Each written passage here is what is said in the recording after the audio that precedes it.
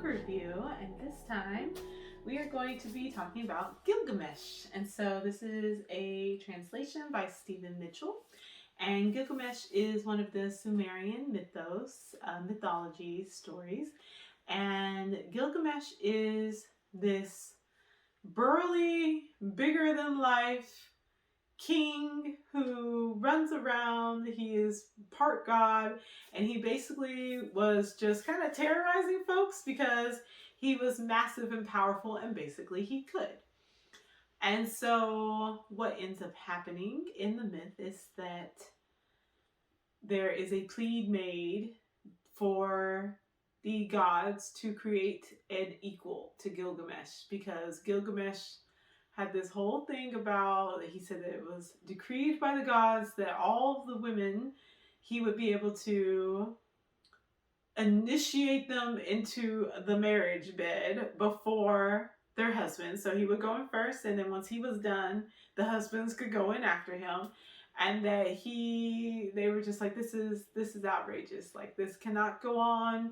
He was kind of a terror, not probably the greatest.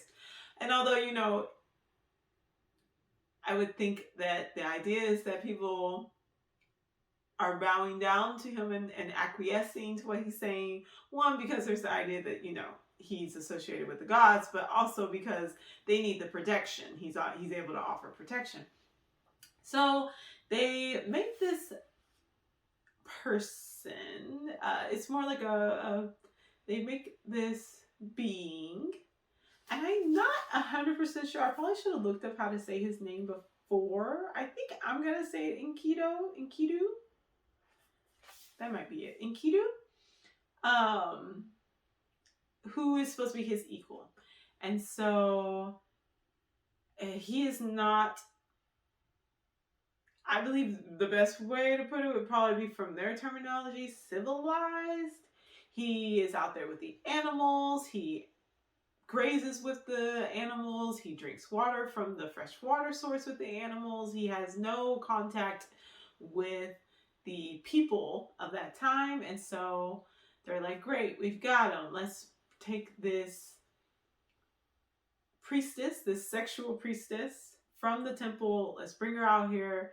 Once she gets to know him, then he will no longer carry the energy, the scent of the animals. They won't welcome him anymore. He'll come back to civilization with us. He'll come back with us. And then he can confront Gilgamesh, and he can balance out that power structure. And so that's what happens. And Enkidu and, I believe her name is Shemet, they lay together, and they do that for 7 days. And afterwards, she's telling him all these things. She's basically indoctrinating him into the way that the world works at that time. And then they run across someone who's heading to town, and that individual tells them, oh, I'm going for a wedding. And they tell them about how, well, Gilgamesh will sleep with the bride first, and then the groom will go in. And Enkidu is enraged, and he's like, what do you mean? And so then they're like, come back with us so you can see. He does.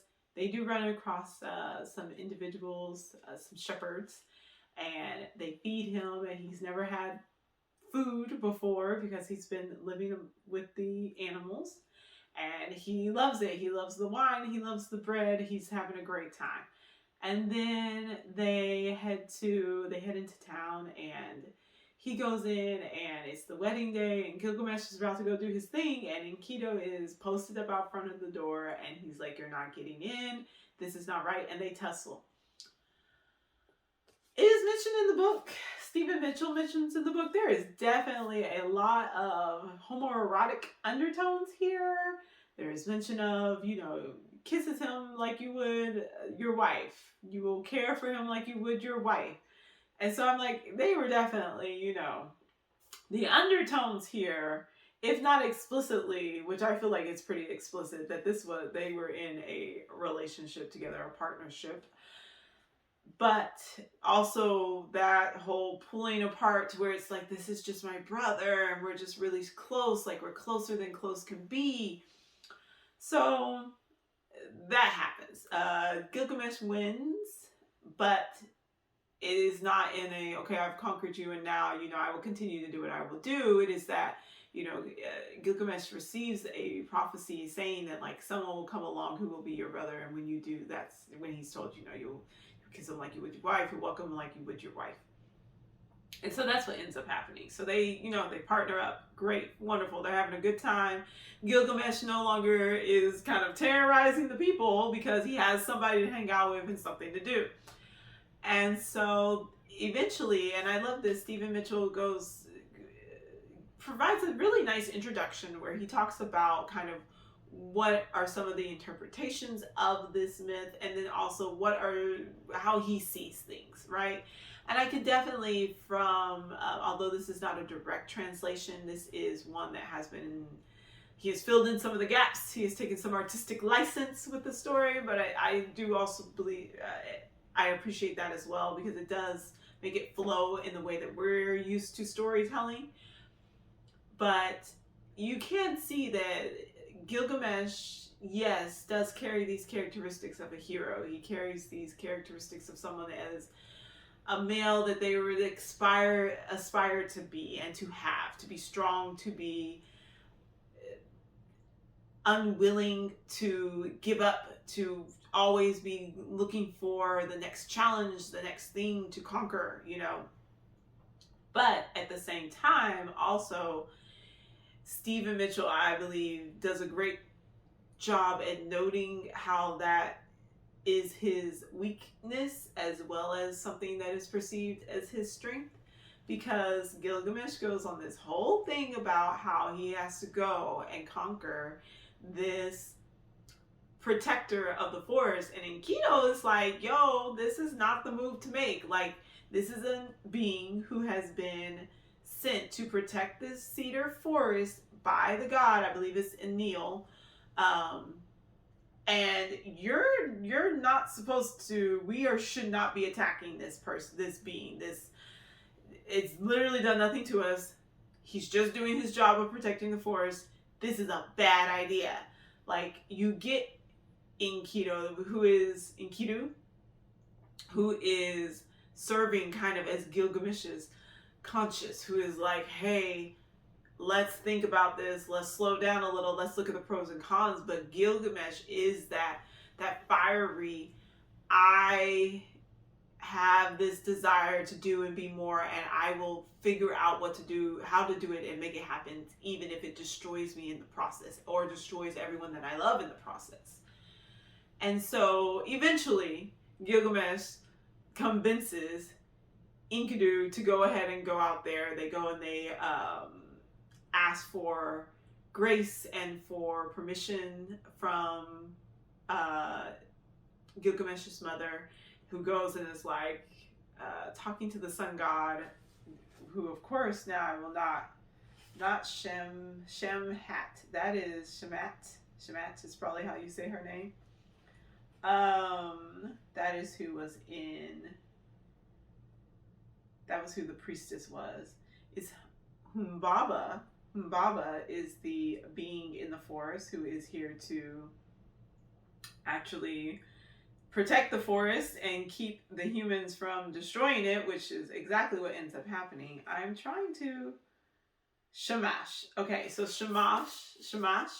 I do not know how to say any of these names. Shamash. Lord Shamash is the sun god, and who's going to kind of act as the protector. So again, we're seeing that whole relationship that you often see between like the sun god, between the ruler, between the king, between the heroes, all of that. But Gilgamesh's mother is like, why did you give my son this desire, this drive to go out and to conquer? Because now he's doing foolishness and he wants me to bless him on his journey. Will you please protect him? So they go on their journey. They go on these they cross, and it uses that whole stretch of time and them being kind of ultra beings. They're not necessarily humans. And Gilgamesh has these dreams every night, and each one, the dreams seem really awful, but Enkidu gives him this interpretation that says, no, it's actually a great thing. It means we're going to be protected. It means we're going to win. It means you're going to be successful. They get to the edge of the forest, the cedar forest. Baba, I believe is his name, is like, why are y'all here? What do you want? Why are you bothering me? I'm going to rip you apart. I'm going to tear you apart. You're not going to be successful. Is this how you want to die? Is basically what he asked them.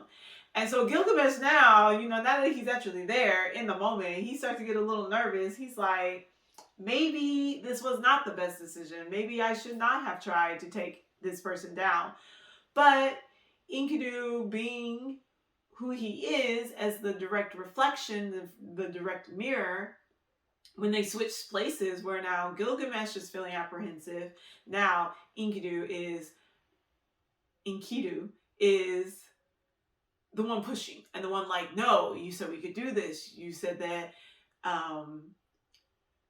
3 reeds tied together are a strong craft, a strong raft, that a 3-tie rope can't be pulled apart, that if we stand together as brothers and fight together, then we can be successful. There's no way we could lose. And so they do defeat Humbaba, who in the end asks for mercy, and it says, okay, I see that you are strong enough to actually defeat me.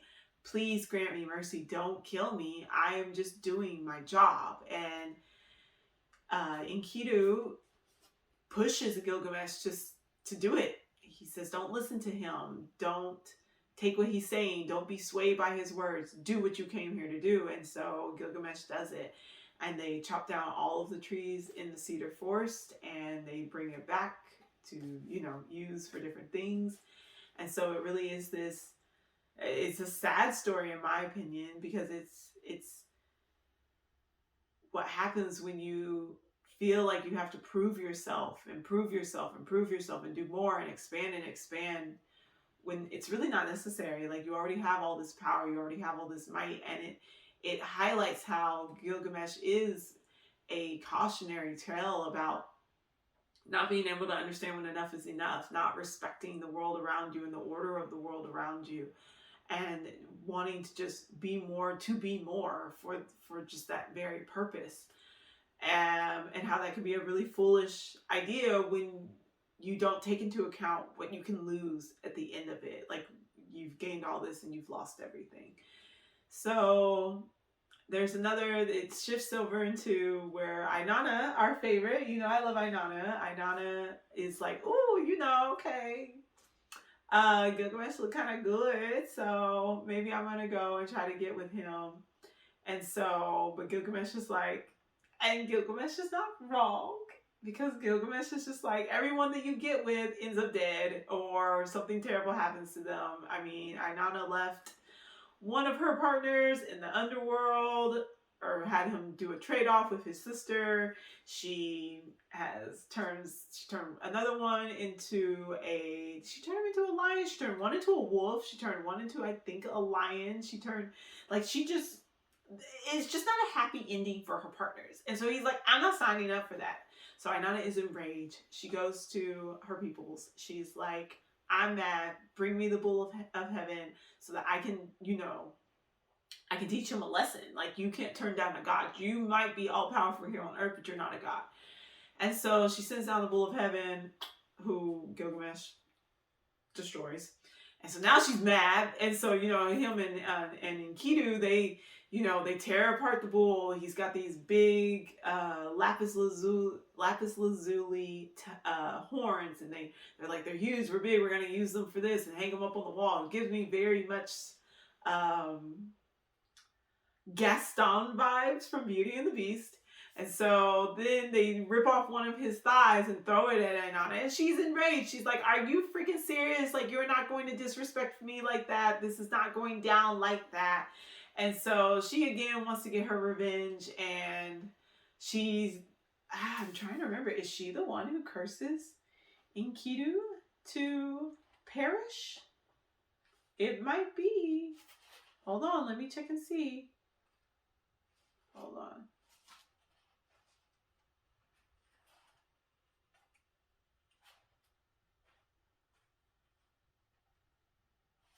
Okay. Oh, and it's Ishtar. That's who's mentioned in this. Not Inanna, but Ishtar. But I mean, they work together.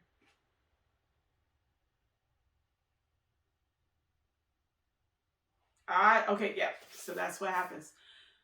So Inanna, Ishtar. I keep wanting to call her Inanna. Ishtar is angry. She calls together the gods. They form in council, and they're like, "This is unacceptable. Like, it really is unacceptable. He's gotten too big for his britches, and we're gonna have to do something about it." And they curse in Enkidu to perish, to die. And so, Gilgamesh and Enkidu are celebrating. They're having a great time. They're like, "Look what we've done, woo woo woo!" And then Enkidu, and dreams are very important here. Dreams they often do as messages from the gods, messages from the divine. And Enkidu has a dream that he will get sick and die. And Gilgamesh is like, "You're misinterpreting it. I don't know what you're talking about. You told me during all those dreams we had when we were going after Himbaba, that it was wrong and that it meant we were actually going to be victorious. So you're just interpreting it incorrectly." He is not. Oh boy is gone. He's dead. He does not make it. He gets sick and dies. Enkidu is taken from Gilgamesh. It's kind of like his punishment of, you crossed the gods, you went too far, we brought you this being who was your brother, your wife, like someone who you could treat like your wife, and you used him to abuse your power and to take from the gods. So we're taking from you. And Gilgamesh just refuses to believe it, leaves him unattended for 7 days, and is hoping that his prayers and his pleas to bring Enkidu back will revive him from death, but he does not. One of the interesting things about this, now that I'm thinking about it, is, there's the myth of Ishtar, Inanna, going into the underworld to visit her sister, and that individuals are not allowed to go in the underworld, even the gods. If they do, they do not come back. And so, but Inanna does. So it's interesting that Inanna goes through 7 gates to get to the underworld. She loses her life. She goes through this whole rebirth process with her sister, because she kind of got her sister's husband killed. Bull of heaven, all of that. So, but she does that as to repent, to combine with her lower self. Gilgamesh does go through an underworld journey, but it's not the same. And when he loses him, Enkidu, he laments for 7 days. So there's that whole 7. 7s, 3s, those are really important numbers that pop up a lot. And he just kind of wants to plead, but he doesn't go to the extremes yet that Inanna did in order to go to the underworld. Here, he only pleads and prays. And so I think it's really interesting to see that Inanna, being Inanna, would go into the underworld. She would be brash enough. She'd be rash enough. She would say, "I am Inanna. Who will turn me away? Who is more powerful than me?" And goes down into the underworld. And we have this being who for all this time was just, I can do whatever I want. I'm going to sleep with women before they sleep with their husband. I'm going to take from the land. I'm going to conquer and just get, if I want it, I'm going to get it. But in this instance, it's kind of broken a little. Is they've lost that side of themselves that can give them that balance that, pushes them over the edge sometimes to do things that they probably shouldn't be doing. So there's that 7 day there, and then he kind of just starts to wonder, and this is when he then decides he's going to try to, he's lost Enkidu, and he wants to try to gain something for himself. He wants that everlasting life that we would know him as Noah. Let me see what his name is in this text.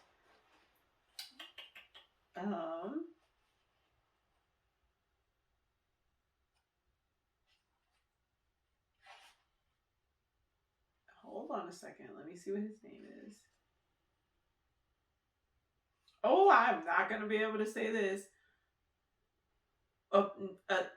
Napshitim? Napshitim? Something like that. I'm going to call him Noah because that's what we know him as. So Noah's here in the text. That is not what his name is, though, but that's what I'm gonna call him. Um, and he's like, he got everlasting life. Maybe I can get it too. So I'm just gonna go try to find him and figure out how I can get it. And so Gilgamesh goes on another journey. He's always going on these journeys. Again, like he's always looking for more. Um, and it is terrible. He goes to the mountains. So he's going through his own kind of underworld journey into death. And he goes to the mountains with the scorpion couple. And they're like, who is this? What's going on? But they're like, you know what? We're going to let him go through. We're going to let him see if he can make it. And he gets through you have to go through the mountain. You have 24, I think it's 24 hours. You have to get there before the sun sets or else you'll be trapped in the mountain and you'll die. Gives me volcano vibes. I'm like, okay. And so then he makes it through, like just makes it through. And then he runs across this woman who lives in a hut along the way. And she's like, yo, I don't know you. She runs inside screaming, gets on the roof. She's like, you know, get away from me. He like busts his way in. He's like, you need to talk to me. And she's like, okay, well, if you're trying to get to Noah, you have to get across the river of death. And the only way to do that is basically to use what their version of the ferryman. And he's down on the beach, you know, getting his ferry together with his stone people. So Gilgamesh being Gilgamesh, like he's so abrupt. He just doesn't think. And I find that to be very annoying. Because he goes down there, he's like, all right, here he is with his stone people. So what I'm going to do is I'm going to destroy his stone people so I can show him like I'm strong and I'm mighty and this is why I'm here and you're going to do what I say. So that's what he does. And oh boy, the ferryman is like, who are you? Why are you out here destroying stuff? Like, why are you doing this? And then Gilgamesh tells him I need to get across I need to get across the ocean of the ocean of death, the sea of death, whatever they call it. So I need your help. And so Ferryman, old boy, is like, well, the way to get across was the stone people because you need something that's not human so that they don't get touched by the water and then die. Because if you touch the water, then you die and you're not going to make it across. And you destroyed them. So great. What do you want to do now? How do you think we're getting across now? So then he says, all right, well, go get these bamboo reeds, cut them up, make them this length that I'm going to tell you, and we're going to use those to get across. So he makes him row. Ferryman makes Gilgamesh row across and use those reeds so that they never actually have to touch the river of death, the ocean of death. I don't know. It's a body of water of death. So they get across. And so then they land, and it's this beautiful, magical, fabulous looking place with trees that grow rubies and jewels and other things on them. And there's Noah. And Noah's like, what are you doing here? How did you get here? Why are you here? What do you want? Like, I've been chilling by myself, me and my boo thing, me and my wife, and I don't know why you're here. And so Gilgamesh kind of tells him his story, and he's like, how did you get everlasting life? So then we get the story of the flood and about how the gods were over it. They weren't here for it anymore. They were like, let's get rid of everybody. It's really Enlil, the head god. And he's like, I'm over it. Let's get rid of him. Let's try again. And so then we have Shamash, Shamash, who kind of gets his way around it by going and he whispers to the fence that the gods are going to destroy all of the humans and with the flood and that you need to build a boat and that's the only way you're going to survive. And he does it in a way where like he's telling the fence, not Noah, but because Noah is there, obviously listening, he's like, oh snap, okay, well this is what we got to do. So Noah goes and he does it. He follows the rules. He puts the animals on the boat, all of that fun stuff. He lives, right? He makes it through the flood. He's like, it was devastating. The people returned to the clay in which they were made because they all died and drowned in the water. And he sends out a dove. He sends out a dove. He sends out three things. A dove. Oh, let me go see if I can just find it real quick. The last one he sends out is a raven. I keep wanting to say he sends out a ferret, but like ferrets don't fly, so obviously he didn't send out a ferret. But he sends out three birds, and eventually, like, the first one comes back because there's no land. The second one comes back because there's no land. The third one, the raven, comes back, and it's like, got the, the fig, or what, not the fig.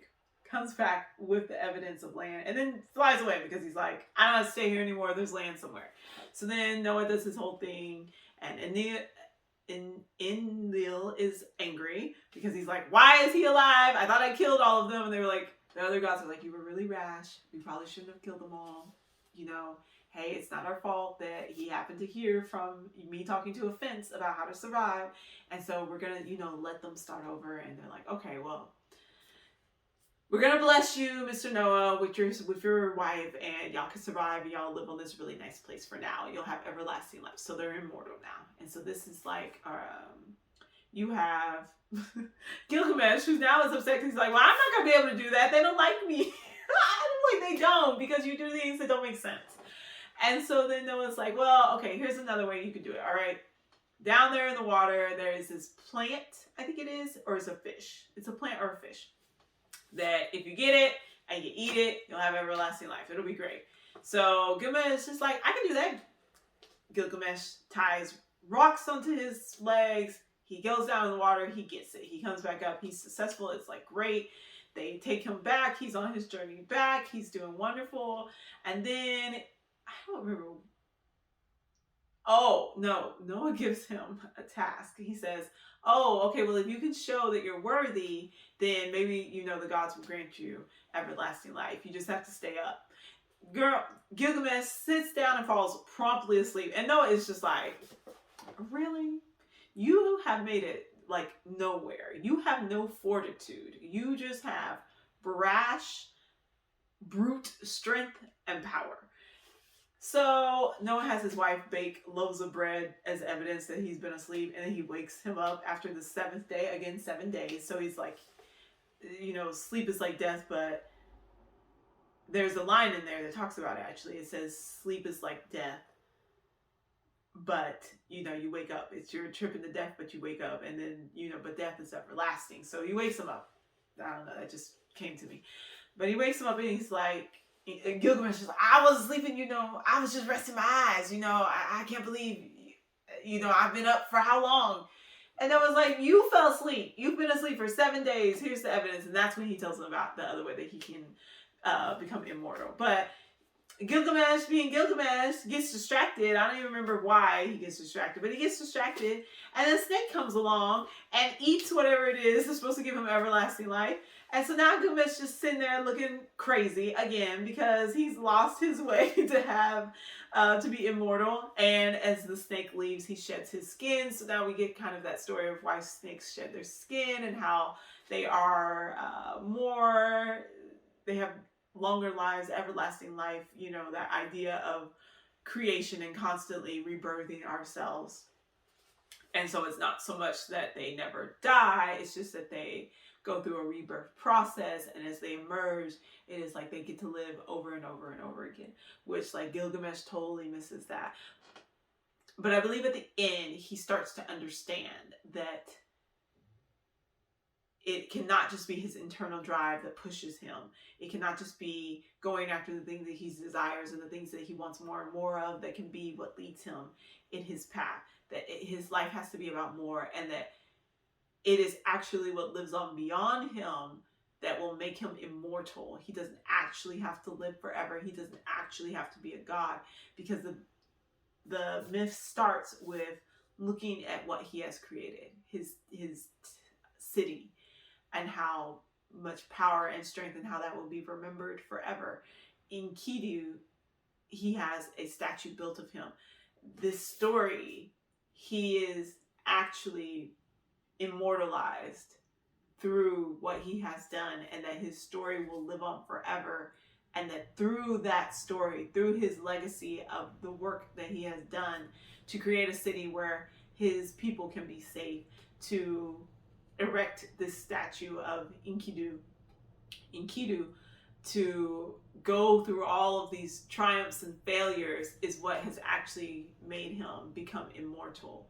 And that when we go full circle, so again, this whole idea of life and death and rebirth and cycles, and how we actually go through this process of regeneration. We go back to the beginning and we look again over the work he's done. And it's like, okay, you get that he's starting to actually understand that he will be immortalized and that he doesn't have to be a god. He doesn't have to constantly be trying to destroy or trying to grab and get more and get more and get more, and to challenge and try to push against this whole, well, maybe I won't live forever, so I might as well just do things that are dangerous because then I'll die and at least the story will live on. It's like, through what you've done that has helped people, through what you've already lived through, you will live on forever and your stories will continue to be told. And in the year of 2022, it's true.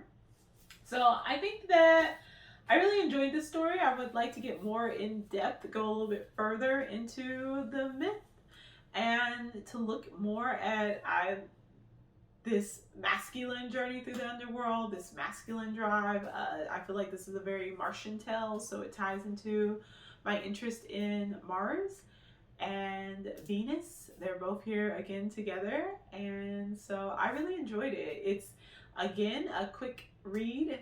It is, because part is there's an introduction, it kind of gives that review, it gives Stephen Mitchell's interpretation, and then it goes into his translation with a little bit of added stuff in there, but it's good stuff to fill in some of the blanks and make it flow like a story, like what we're used to.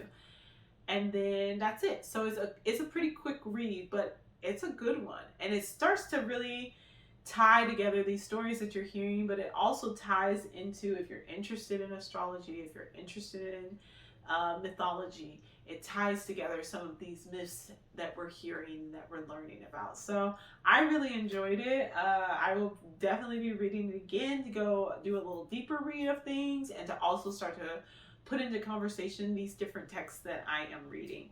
So that is my update for my reading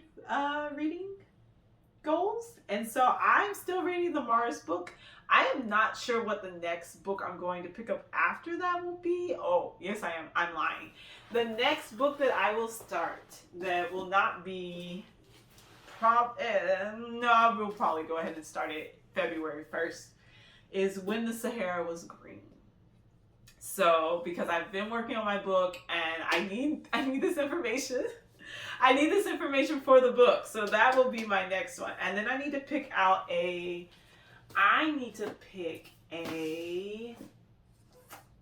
non-fiction book, because I try to read two. I am really debating on whether I want to start Iron Widow.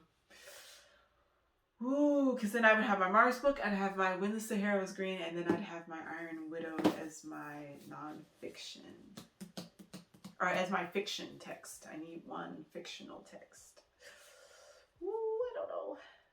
This is kind of thick though, and I'm a little worried because the Mars book is really thick. This one's not as thick. I feel like I should probably wait. I will probably wait and go ahead and start. I think you say this Nor? I'll just go ahead and start this. So these will be my books for February. Hopefully I will get through the Mars Quartet.